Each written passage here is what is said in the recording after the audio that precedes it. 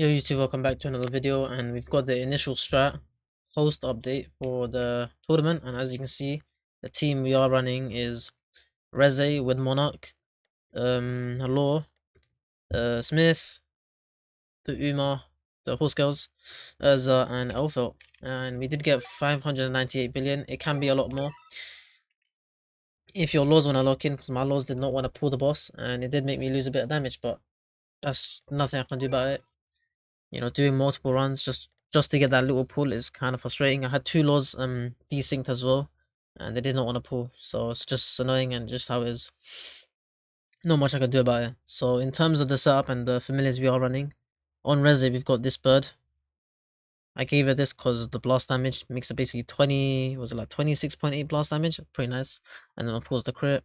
I'm running Frozen Admiral with Divinity on her. Then for Law, running C3 Doctor with 23.8 range. If I had better range, I'll be better, of course.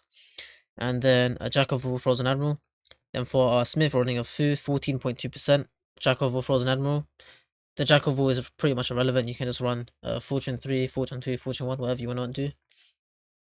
Then for our Uma, I gave this Burb with 29.6% damage, 24% crit shots, and 36% damage.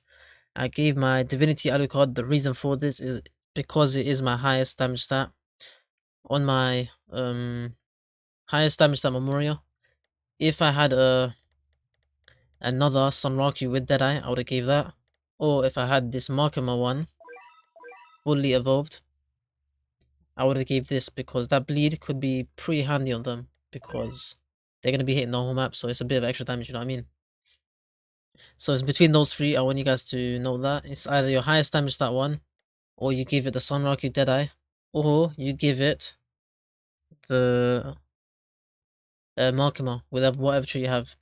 And then for Urza, I ran the Frozen Admiral with Deadeye. Doesn't really matter, because I don't even use her at all. She's there for her Nullify. That's why I gave her a C1 Doctor, 19.9 range. Then on our Elfelt, I gave this Burb with just crit damage and crit chance, and a Sunraku with Deadeye. So she has extra crit chance and extra crit damage. And that's pretty much it for the setup in terms of the team wise. Let's just get into the run, and I wish you guys the best of luck.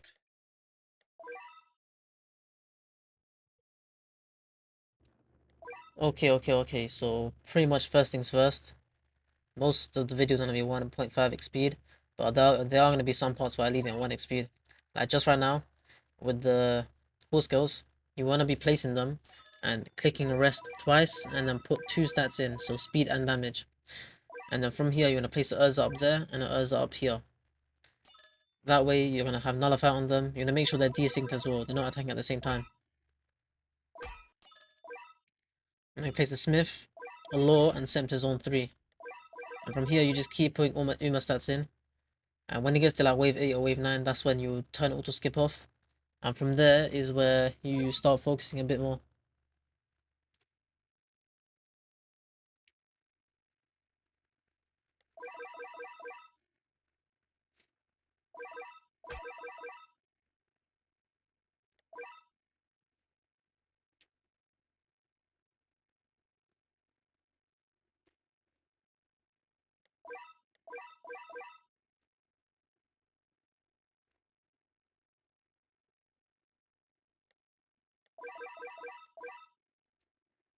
And yeah, you can see it's just pretty self-explanatory. So I gave that extra damage to my Uma through Smith's buff. And yeah, I placed my Urza here so she can get to the Vanguard form, because on that form she has the buff. And yeah, right around here, you can go to that buff form. And yeah, at wave 8, you want to put your stats in and upgrade your Uma twice to upgrade 2. So 2 upgrades, 1, 2. And next wave, you turn auto skip off. So yeah, this wave, you just turn auto skip off. You want to focus. Just keep putting your stats in. And at wave 10, ideally, you want the boss to spawn in range. So I'll put like a little thing on the screen of where you want the boss to spawn. If he spawns in these locations, you don't have to place your Reze to follow the thing. If the crystal spawns outside of this area, then you of course place your Reze to follow it. Let me put the little part on screen. So you can see in the bottom right, if the crystal spawns in anywhere in those red lines, you are going to be perfectly fine because you're placing your resi. You see where your is, you place it right there, basically on the left to it, as close to the path as possible, but near the rock. If that's the best way to explain it, you'll see what I mean. Because we'll place it later on over there. So like right here, that's where I would place it. But if Resi does not, if the crystal does not spawn in Resi's range, then you have to use Resi and just follow it. But ideally, if you guys don't get the crystal in the location that I said, then just restart and just keep restarting until you get the crystal where you need it to be. It's just for most optimal use case. And then yeah, if the crystal is in Resi's range initially in the red lines that I put up, then you max Resi. If it isn't, then of course, if you can kill it like this, then max Uma or put money to Uma. But yeah, ideally you want the crystal to spawn within your range, so you just restart if you don't get in your range, just to make things more convenient for yourself.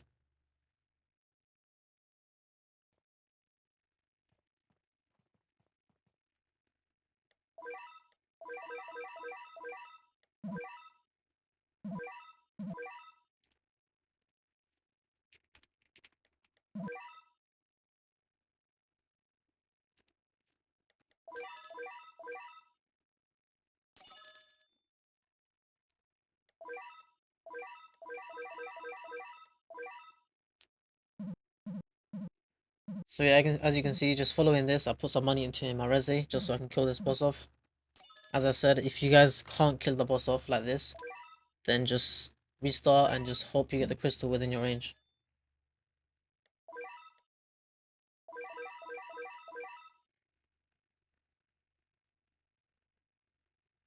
And the frustrating thing about this boss is the boss is going to keep stunning your resi. So ideally, if you want, just keep resi's upgrades low so it does not get stunned. I'm pretty sure the boss targets the highest damage stat enemy, highest damage stat unit on the map.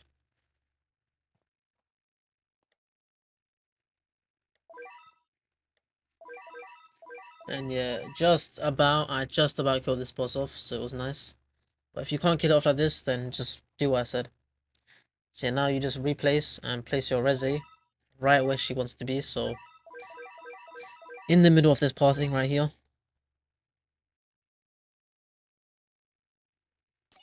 You see right there on the rock. And you see the enemies right next to her are just gonna get deleted, bro. Look at that. It's so crazy.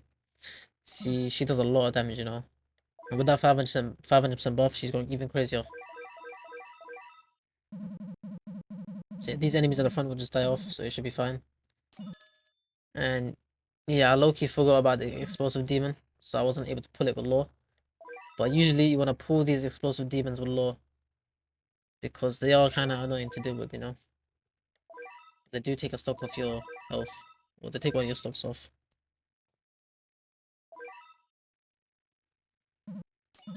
And now you place your 3 health healths over there, and I turned auto skip off, just so I can farm a bit more yen before the boss appears. But this next boss is not an issue at all.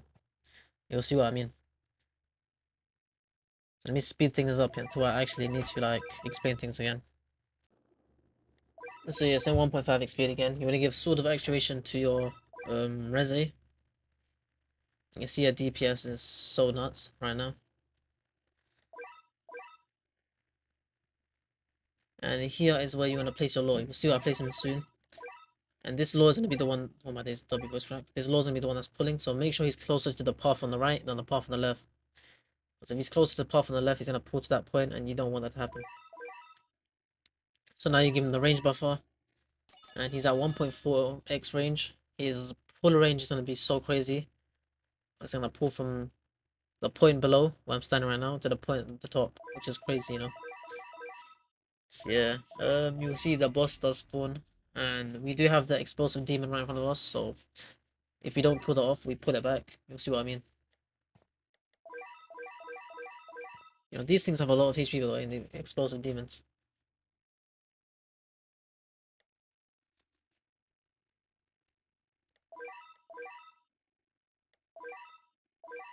But yeah, pretty much what you want to do is just pull it back if it does get close to you. So we pull it back and it should die off near the enemies. Boom. Once it dies off near the enemies, it will just explode and do some damage to them. As you see, this boss does not have nullify, so you'll see what I do here. And make sure to apply with nullify. I was so confused. I was like, why does it not have nullify? I sold him the Urzers from the top over there, and I placed it just to apply nullify. And from here, what you want to do is make sure your Urzers at the top are close together plus split apart. So first I'm focusing on these.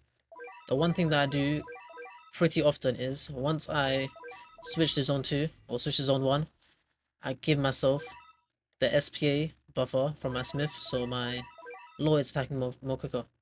And you can see here I placed the Urzers together, so one up here and this one I replace it after like 3 to 4 seconds. So they're roughly attacking every 4 seconds, and that way they should apply the nullify consistently. And you can see that boss died off with no issue at all. And I did miss a wave with my Uma, I'm pretty sure, so I did mess myself up, but things were fine.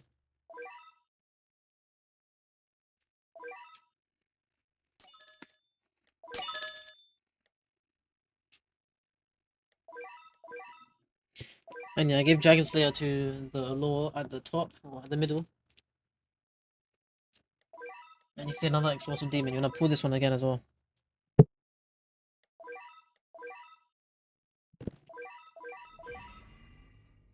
And yeah, once you pull it, it will just die off there.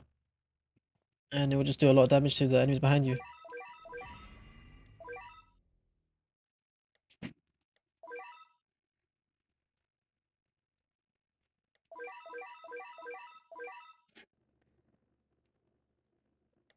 And yeah, it's just gonna be the same thing again, it's just pretty self-explanatory, there's not much to say.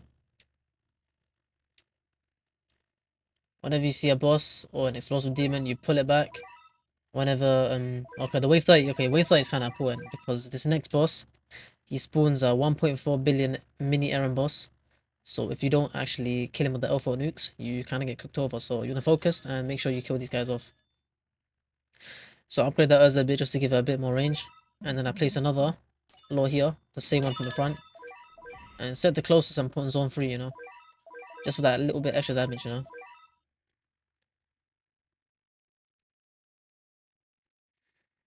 And yeah, a huge threat is approaching.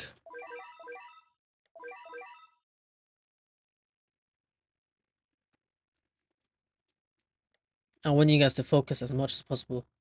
Because there are 2 points where I use my alpha nukes, you'll see. So I give this guy the range buff. And I keep doing my Uma stats, you'll see. So now the boss is here. It's gonna be fast approaching. And then you wanna focus and alpha nuke it right here. So right here at this point. Boom. You see how much HP I take off, and it does spawn the mini boss, so 1.2 billion mini boss. And you wanna switch to zone 1 once you see them get closer to you.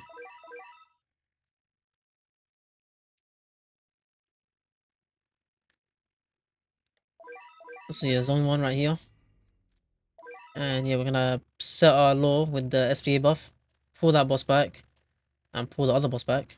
But for this boss right here, the other sprinting errand, we're gonna put the alpha nuke there, and you can see we kill it off perfectly. Both bosses are dead now, and now it's just about surviving until the next boss. Remember, you want to use the 2 alpha nukes. So first alpha nuke for the attack titan, and the second one for that mini one, just so you can get a lot of damage on him.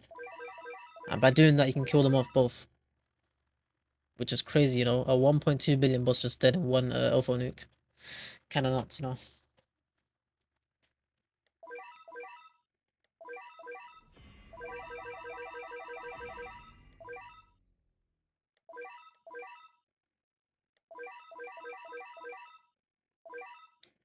And yeah, if you done things right, you should be having Uma max to like wave 37, wave 38. And I still have one more alpha nuke, by the way. And here I was just thinking, do I max my alpha? So I was thinking, is it really worth it? But yeah, they do a decent amount of damage once you max them, so it's just worth maxing them out. You'll see me do it soon. But yeah, around like wave 39-ish is when you switch your law to full pull. You just switch them perm pull and leave them on pull.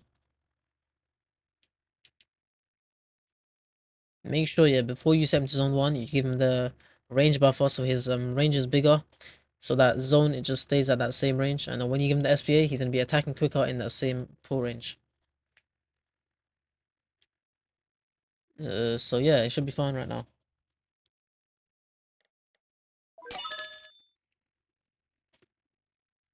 And yeah, as you can see, I do max my elf now. I set them to last. You could set them to closest if you want. But yeah, just want them to get a bit of extra damage, you know.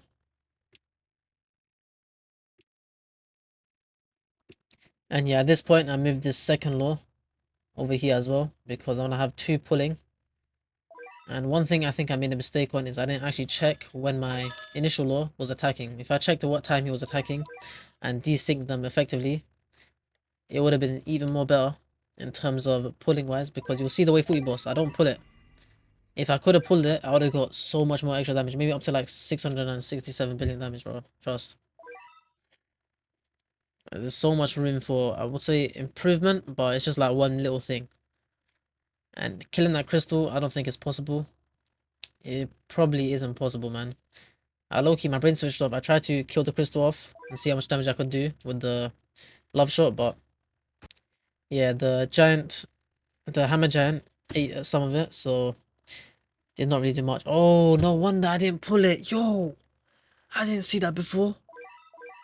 Oh my days. Oh my days. I just saw it, bro.